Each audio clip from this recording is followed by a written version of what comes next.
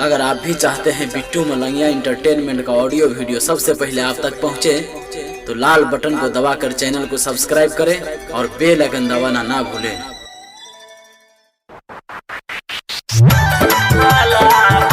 अपने सब सुन रहा छी बिट्टू मलंगिया इंटरटेनमेंट के शिव नारायण शिव नारायण शिव नारायण शिव नारायण सब छौरी कल लिये कनखी मारियो डीजे वाला भाई। सब छौरी कल लिये कनखी मारियो डीजे वाला भाई।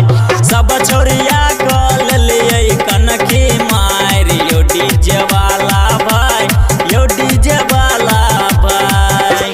DJ Bittu Malangiya Madhubani music director DJ Shiv Narayan. Shiv Narayan Shiv Narayan Shiv Narayan Shiv Narayan.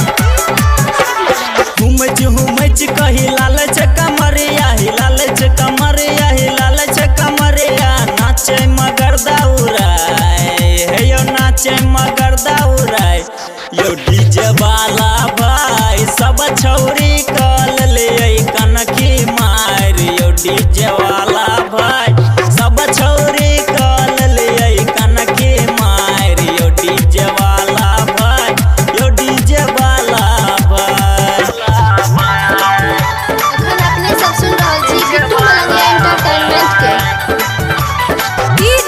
Shiv Narayan Shiv Narayan Shiv Narayan Shiv Narayan. कमर में बांधल छे कैसे का दुपट्टा हो, कैसे का दुपट्टा हो, कैसे का दुपट्टा। गाना तो सोनू का बजाए हे यो गाना तो सोनू का बजाए यो डीजे वाला भाई। सब छौरे का ले कनखी मार यो डीजे वाला